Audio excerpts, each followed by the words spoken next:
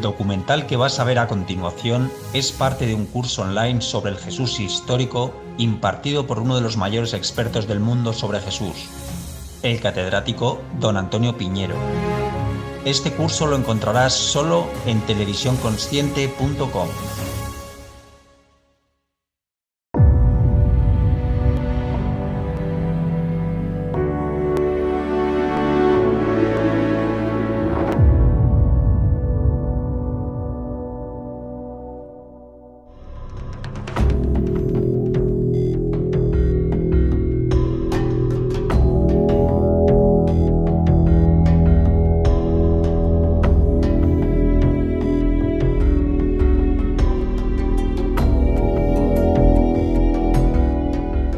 ¿Existió realmente Jesús? ¿Quién era? ¿Qué podemos saber de su personalidad? ¿Tenía hermanos? ¿Estaba casado? ¿Qué relación real tenía con María Magdalena?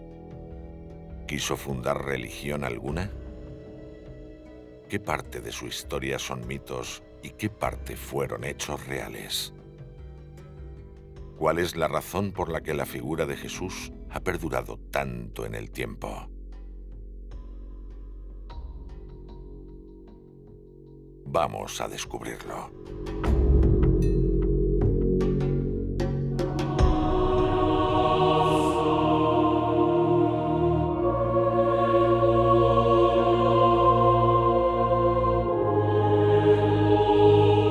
Jesús de Nazaret es probablemente el personaje que mayor relevancia e impacto ha tenido la historia.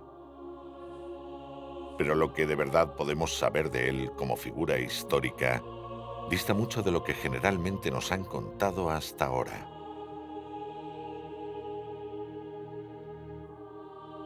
Analizamos con uno de los mayores expertos del mundo, el catedrático don Antonio Piñero, la vida y pensamiento del personaje histórico, más allá de interpretaciones, mitos y leyendas.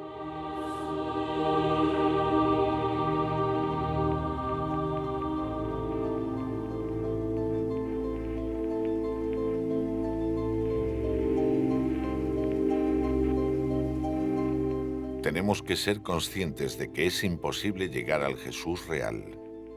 Por eso hay que hacer una distinción entre el personaje de carne y hueso que vivió en todas sus dimensiones, el Jesús histórico, que no es más que una aproximación al primero a través de la ciencia histórica, y el teológico, que es el interpretado a través de la religión.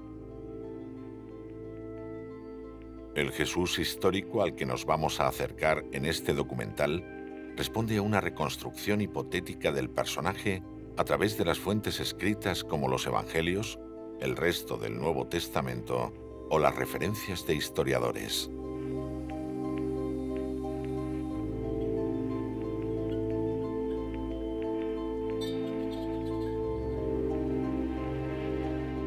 Al tratarse de un análisis crítico y científico de estas fuentes, este documental no trata en ningún caso de mermar o cuestionar la fe cristiana.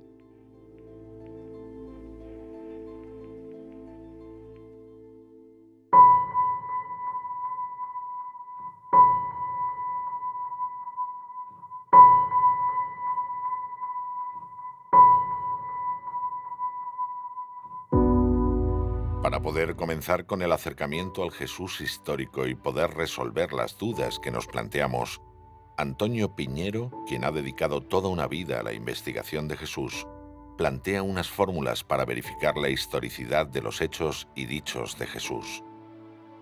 El más notable es el criterio de dificultad, según el cual se le da más credibilidad a los hechos o dichos que difícilmente habrían sido inventados por los problemas que podrían haber acarreado a sus inventores.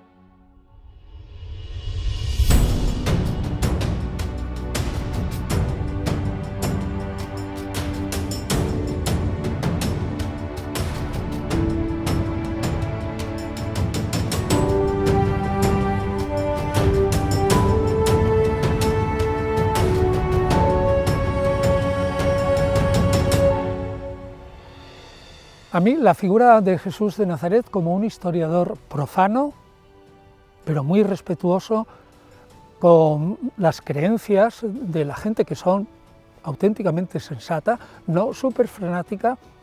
Me parece que es lo suficientemente impresionante como para poderle dedicar una vida entera.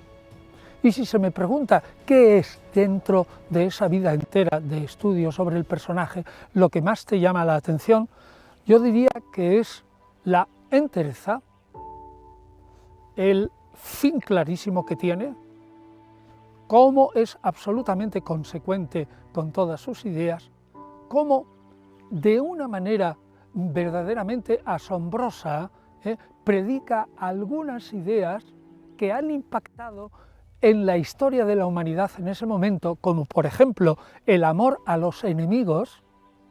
Habría que caracterizarlo, cierto, pero el amor a los enemigos o la predicación de un Dios que ama son verdaderamente unas cosas insólitas para el mundo grecorromano de la época, que hace de ese Jesús un personaje atractivo.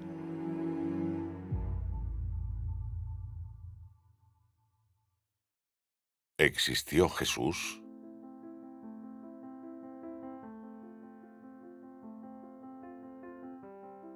Existen argumentos contundentes para afirmar científicamente la existencia de Jesús. Hay dos principalmente. Cualquiera que haya estudiado los evangelios verá que son imposibles de falsificar tal como están. Solo es posible comprenderlos si se supone, como hace el 99% de la investigación, que debajo de ellos hay una figura real cuyos rasgos humanos se tratan de engrandecer, ensalzar y divinizar.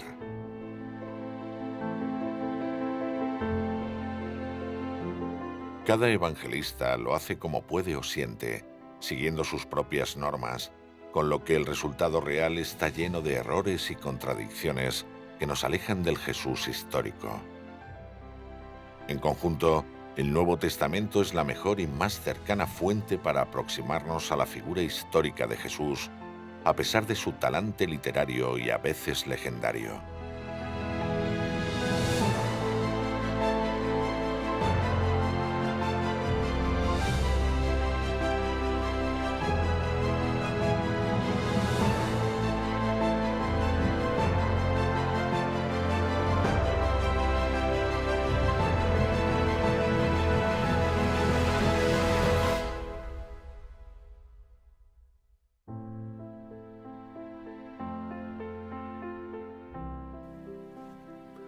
Hay que confesar que en una biografía moderna nos encantaría responder un montón de cuestiones y preguntas sobre el Jesús real. Es decir, ¿era alto, era bajo, gordo, flaco, de pelo rubio, qué color tenían los ojos, qué le gustaba de comer, si se enfadaba con sus amigos, si tenía muchos amigos, si vivía en un pueblo un poco más grande, más pequeño, qué tal se trataba con su familia, qué tal trataba a sus hermanas, qué vestido le gustaba. Nada de eso, absolutamente nada de lo que es el auténtico Jesús real, que en muchas biografías de hombres famosos o, por ejemplo, gente famosa del rock o algo así, se le da una cierta importancia. Nada de eso, digo, lo transmiten los evangelistas y por lo tanto nosotros nos quedamos sin saberlo. Y todas las generaciones posteriores pueden imaginarse a Jesús como les dé la gana, porque no hay manera de encontrar un dato fehaciente sobre Jesús y sobre ninguno de sus discípulos.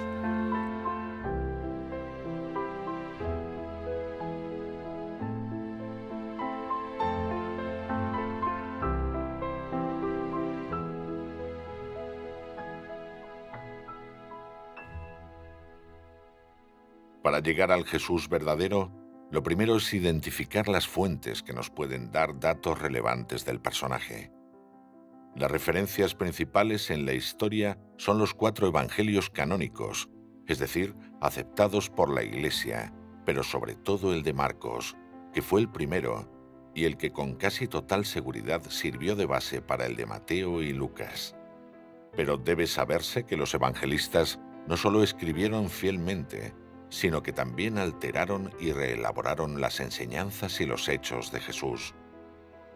También podemos obtener algo de información de algún evangelio apócrifo posterior, como el del Evangelio gnóstico de Tomás, y de algunas referencias históricas de autores externos al cristianismo, como la de Flavio Josefo en el año 93 y la del historiador romano Tácito, hacia el 110, que confirma la crucifixión de Jesús en tiempos de Poncio Pilato.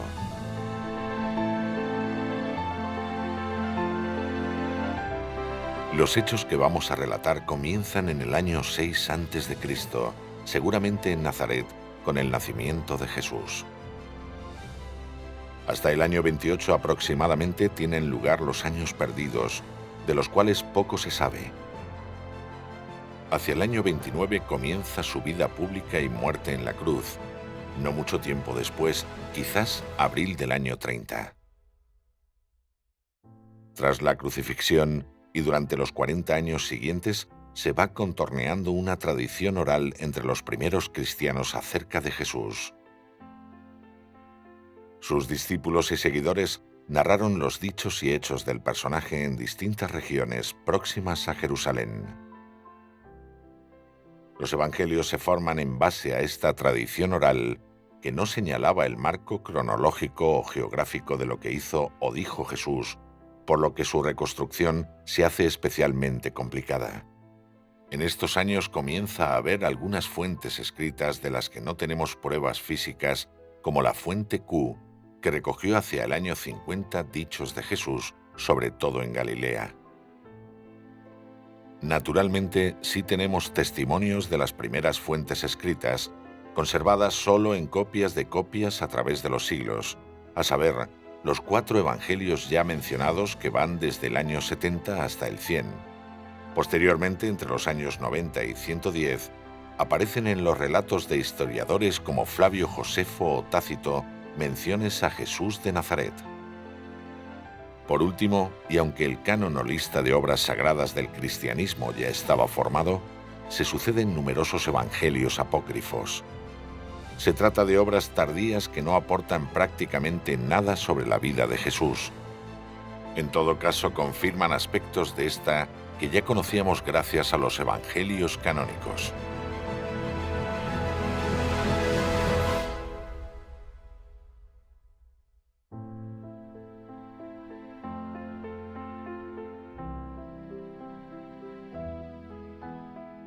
Comprendiendo esta evolución de las fuentes tras la muerte de Jesús, tanto orales como escritas, y cómo se presentan los acontecimientos, podemos entender la gran dificultad de acercarnos al personaje histórico, separando la realidad de lo fantasioso, movido por el deseo de ensalzar y magnificar al personaje hasta llegar a su divinización.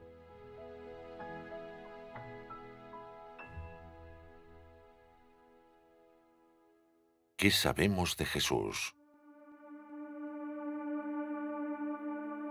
Jesús nació en tiempos de Herodes el Grande, como afirman 2 de los evangelios canónicos, por lo que su nacimiento debió ser antes del 4 a.C., fecha en la que murió este rey, según los escritos del historiador Flavio Josefo. A esta fecha debemos añadir 1 o 2 años más en los que Jesús vivió en Belén, antes de la matanza de los inocentes. Por tanto, según estos datos, Jesús nació en el año 5 o 6 a.C. Queda claro entonces que nuestra manera de contar los años es errónea. Este error responde a una equivocación de un monje llamado Dionisio el Exiguo, al que le fue encargada la tarea de establecer un sistema común, tanto para Oriente como para Occidente, de cómputo del tiempo, de tal manera que toda la cristiandad celebrase la Pascua el mismo día.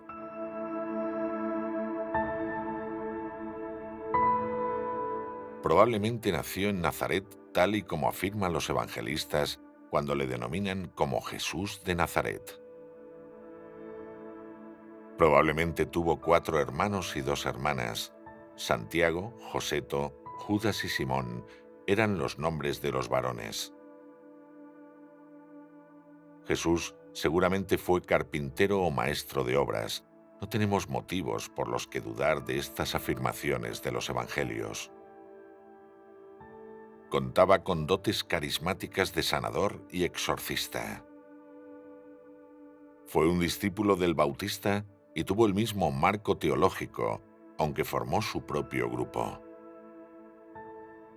Fue además un sedicioso para el imperio que lo crucificó como un rebelde y muere cerca del año 30 en Jerusalén.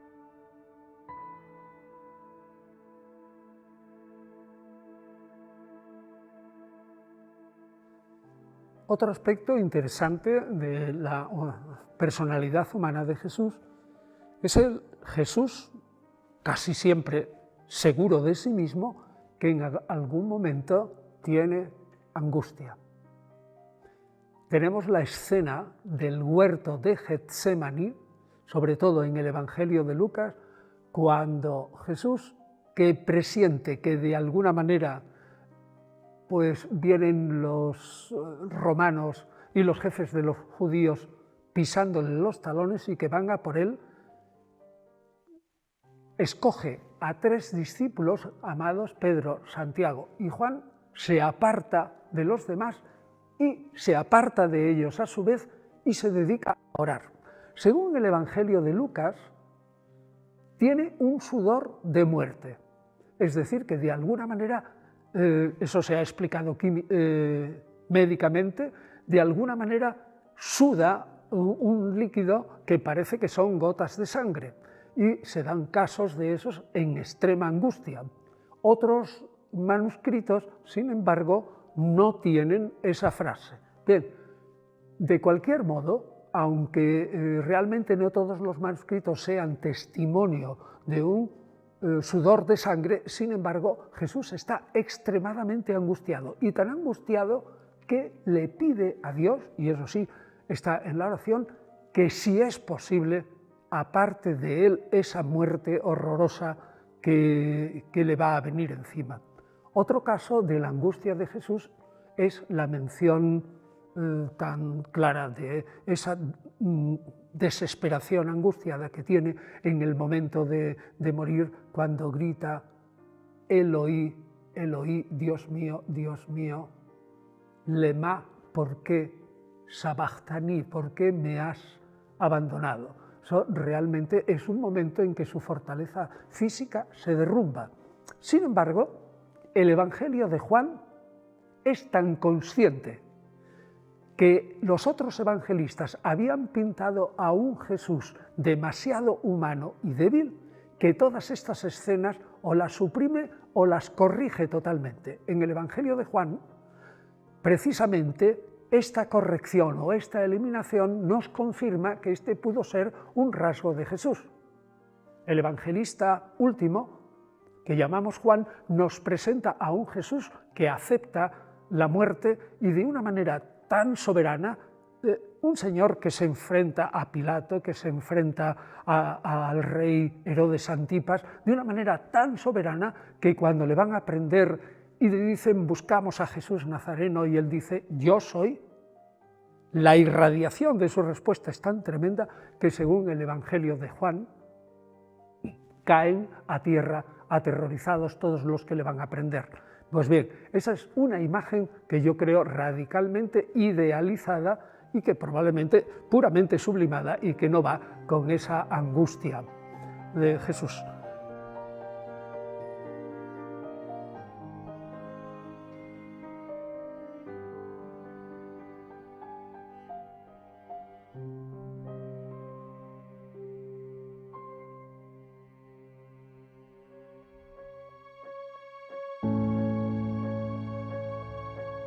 Sobre el mensaje de Jesús.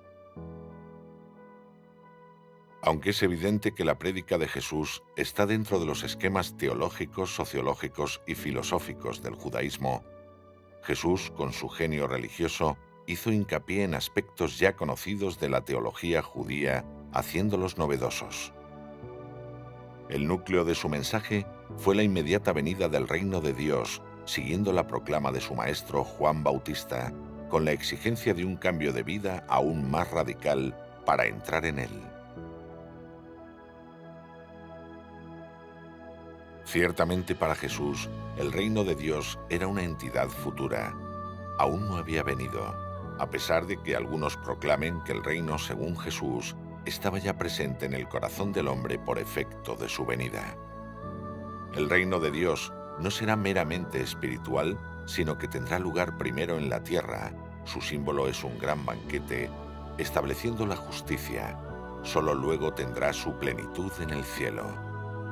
El concepto de Jesús de la pureza ritual, sin rechazarla, no se fijó en lo exterior, sino en el interior del hombre, de donde proceden los actos y pecados que hacen al hombre verdaderamente impuro. Jesús exaltó la bondad de Dios como Padre y la filiación divina del ser humano. Insistió en la radicalización de la ley de Moisés, exigiendo un cumplimiento más fino y esencial.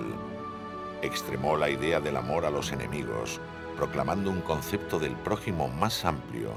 La imitación de Dios en su aspecto de amor hacia los demás será aquello que puede salvar al ser humano en el juicio. Sin duda alguna, Jesús atrajo a las gentes porque era un sanador y era un exorcista. Eso no cabe duda. Es decir, arrastraba las multitudes. Ahora bien, no se podía arrastrar las multitudes en Israel solamente con eso, sino con el gran don de la palabra. A lo largo de todo el Evangelio hay testimonios continuos que creemos que no son falsos, en el que la gente se admiraba de la facilidad con la que Jesús explicaba las Escrituras al pueblo. Además, hoy día, en el siglo XXI, los judíos están de acuerdo que las parábolas de Jesús son probablemente la perla de la literatura judía del siglo I. Es cierto que los fariseos de la época empleaban el género parábola, una comparación, una semejanza, una metáfora para explicar algo con unas palabras que fueran poéticas o con una historia sencilla que se podía entender de alguna manera. Pero las parábolas de Jesús estaban tan llenas de gracia, son tan oportunas, tan precisas, que yo creo que de la colección de parábolas de otros rabinos, las de Jesús son las mejores. Así que podemos decir que Jesús era un rabino afamado que atraía a las gentes por su predicación, por sus dotes de sanación y por el exorcismo. Además, la muestra de que era un rabino está en esa continua discusión con los que creemos que eran sus colegas fariseos y con el pueblo explicándole las Escrituras. Solo alguien que tenía una seguridad en sí mismo, porque el Evangelio dice que jamás había frecuentado Jesús una escuela de fariseos o una escuela de maestros de la ley o de escribas, sino que era simplemente su estudio de la ley personal el que le había hecho tan famoso ante el pueblo. Por lo tanto, podemos calificar de rabino ilustre a Jesús. Pero una cosa, no están las sentencias de Jesús sobre la ley recogidas en la Misná, es decir, esa selección de sentencias de rabinos sobre la ley de Moisés que se condensa en un libro en torno al 220, pero no por la falta de valor de las sentencias de Jesús como rabino, sino porque en ese momento había ya una gran pelea entre el judaísmo y el cristianismo. Estamos ya en el siglo III, pero si no, probablemente las sentencias de Jesús habrían pasado. Mas por otra parte, podemos decir que ese rabinato de Jesús tampoco contiene, aparte de la bella literatura y la buena explicación, tampoco contiene unas ideas absolutamente esenciales. No hay ninguna explicación de la ley de Jesús como rabino que no se encuentre de algún modo en otros paralelos rabínicos registrados en los diversos libros al uso. Es decir, que tenemos que confesar que aun siendo un rabino ilustre y que se adelantó quizás a su tiempo, al mismo tiempo no se salió de los cauces normales del rabinato. En definitiva, como hemos ido viendo, la evolución de las fuentes para conocer a Jesús a lo largo de los años posteriores a su muerte es la clave para comprender la dificultad de dar una imagen real de él y no la de un personaje divinizado.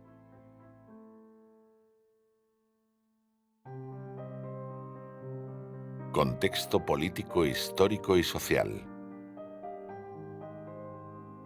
Las obras del Nuevo Testamento responden a una ideología y una situación histórica concreta. Uno de los temas que aborda es el contexto político, económico, social y cultural del judaísmo en el siglo I, que explica por qué fue relativamente bien acogido en Israel el mensaje de Jesús, de un pueblo elegido que había de entrar en el reino de Dios. Pero en ese reino no tenía cabida ni Poncio Pilato ni Tiberio al frente del Imperio Romano, ni Anás ni Caifás y otros judíos de la élite económica que se aprovechaban de la presencia extranjera. Por ello Jesús fue condenado a muerte como enemigo de la Roma imperante, como sedicioso en contra de la ley imperial y su sistema de gobierno.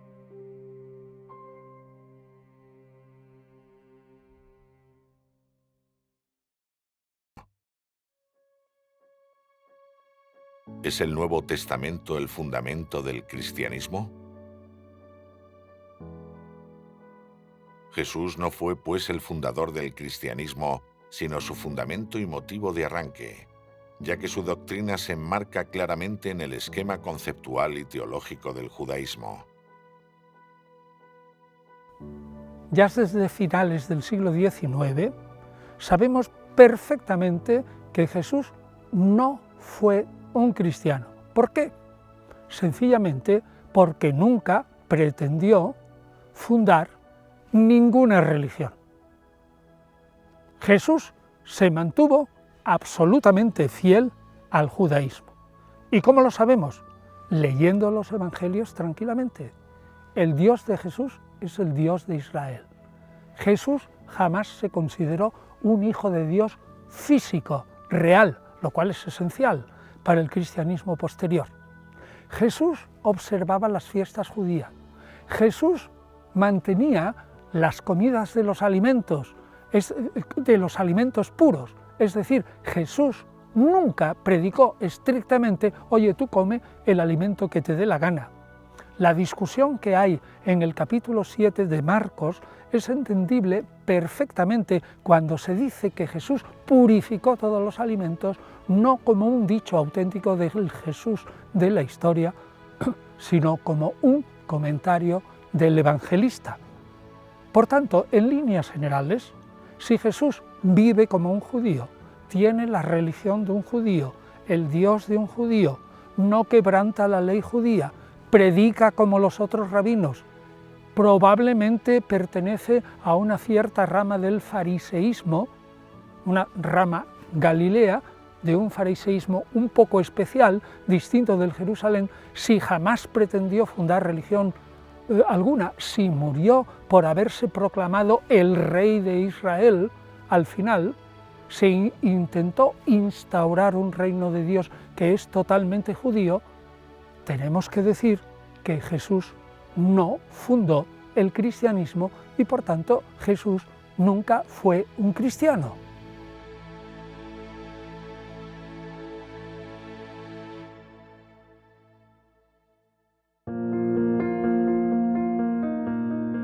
Nacimiento, educación y familia. No se sabe con seguridad si Jesús nació en Nazaret, ya que en el Nuevo Testamento solo lo nombra como Jesús de Nazaret 2 veces. Tampoco podemos saber con seguridad la fecha de su nacimiento, pero es muy probable que naciera antes del fallecimiento de Herodes el Grande, en torno al año 6-5 a.C., pero nada se sabe del día. En realidad no sabemos históricamente si nació en Belén o en Nazaret, porque las fuentes para saberlo son los evangelios. Y resulta que son no los evangelios, que hay 83 hoy día, la mayoría apócrifos, es decir, no aceptados por la Iglesia, sino los evangelios canónicos, es decir, sagrados, que son Marcos, Mateo, Lucas y Juan, o San Marcos, San Mateo, San Lucas y San Juan.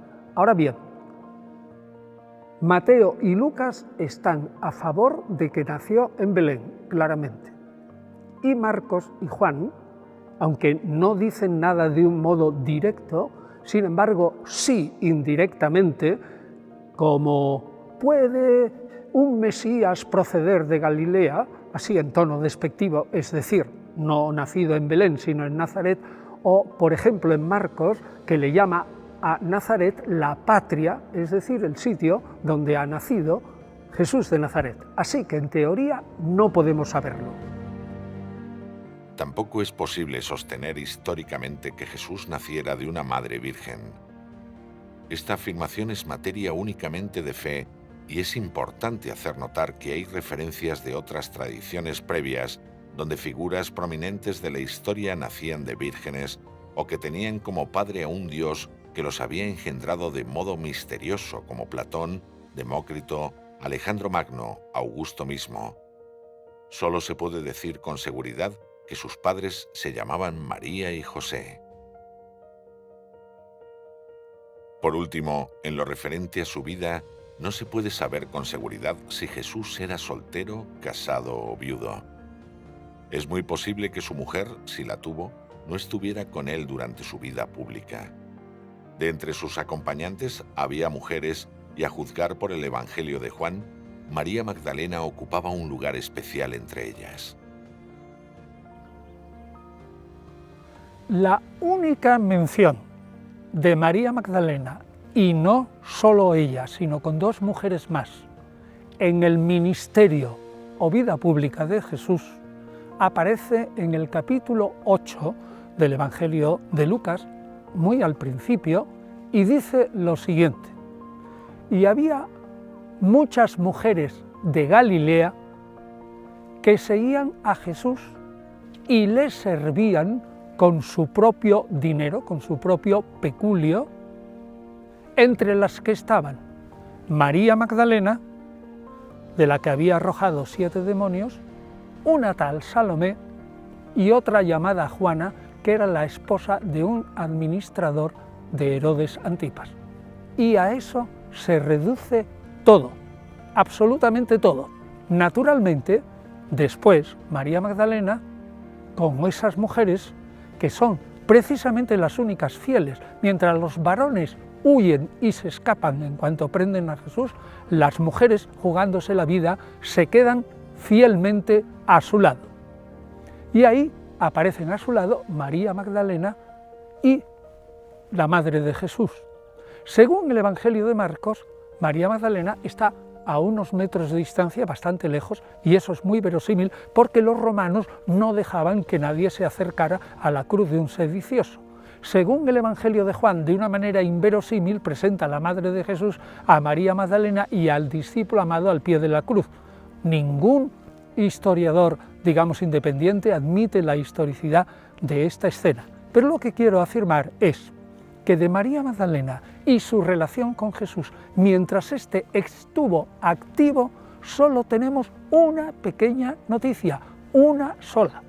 Entonces, un historiador sereno y tranquilo es imposible que deduzca una especialísima relación de María Magdalena con esta mujer, porque todo el tono, llamemos, de la vida de Jesús en su vida pública es la de un grupo absolutamente compacto en donde no iban nada más que mujeres servidoras, es decir, se supone que les lavarían la ropa, les preparaban la comida, que iban a veces huyendo de la policía, que se escapaban a tierras de paganos, y indica especialmente en los evangelios que los que estaban casados, como Pedro, habían dejado a su mujer.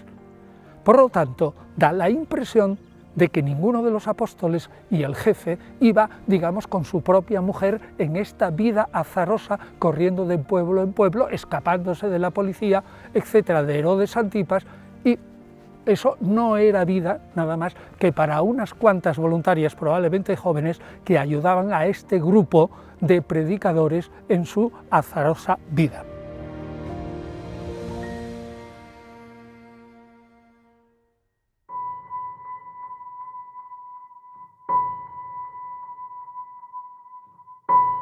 A lo largo de este documental hemos podido ir respondiendo a las preguntas que nos planteamos al principio.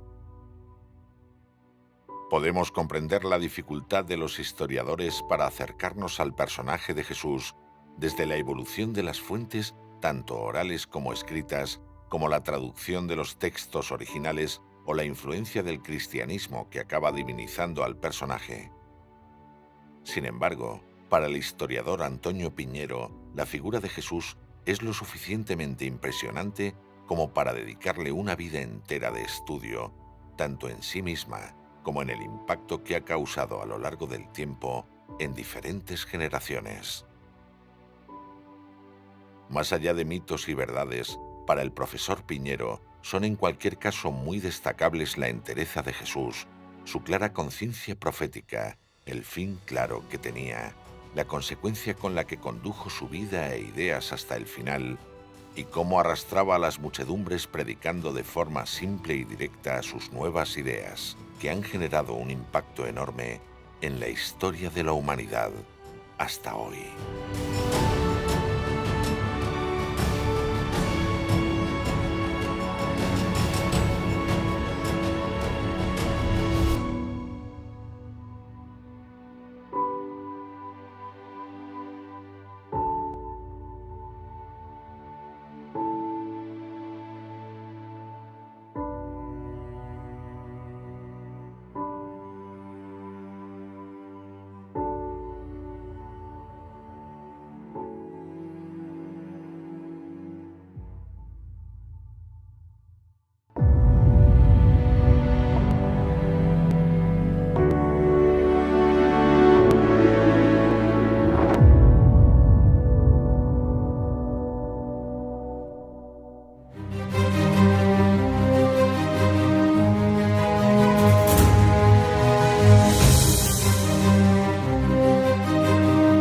El documental que vas a ver a continuación es parte de un curso online sobre el Jesús histórico impartido por uno de los mayores expertos del mundo sobre Jesús, el catedrático don Antonio Piñero. Este curso lo encontrarás solo en televisiónconsciente.com.